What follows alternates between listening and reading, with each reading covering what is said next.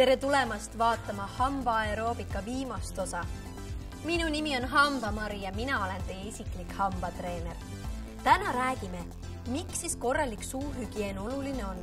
Loomulikult sellepärast, et vältida hambahaiguseid, millega kaasnevad valu, halb hingeõhk, arstikülastus ja ootamatud kulutused. Kui hoolitsed oma hammaste eest korralikult, siis näevad su hambad välja 10 ja 20 aasta pärast sama ilusad ja terved nagu täna.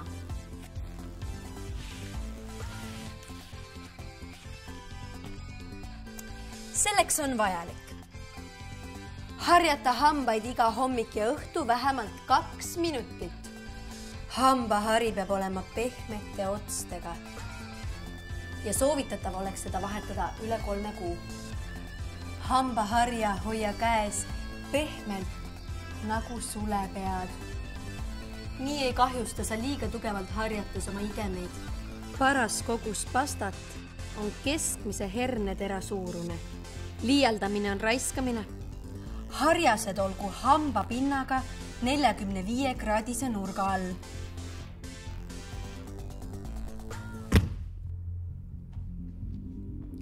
Valgendavaid hambapastasid võib kasutada ainult 1 kord nädalas, sest need võivad kahjustada sinu hambapinda. Oluline on kasutada hambaniiti. Hambaniidiga eemaldad bakterid kohast, kuhu tavalise harjaga ei pääse, 2 hamba vahel ning igemeserva alt. Hambaniiti tuleks kasutada vähemalt 1 kord päevas. Võta kasutusele ka keelekaabits. See garanteerib sulle värske hingeõhu.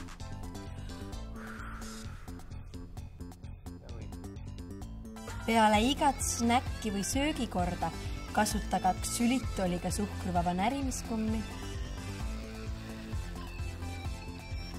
Kord aastas tasub käia ka hambaarsti juures rutiinsel kontrollil ja puhastada põhjalikumalt oma hambaid hammaste spaas.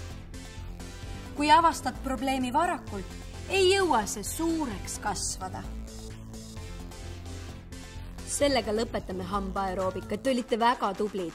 Pidage meeles, et kõige rohkem saate oma hammaste jaoks teha ise. Ja kui midagi läks meelest ära, tulge jälle tagasi. Meie jääme teid siia ootama. Väga hästi, väga tublid. Mulle tundub, et meil hambad hakkavad ikka palju valgemaks minema, ja arvan küll. Ja üldse ma olen avastanud, et sul on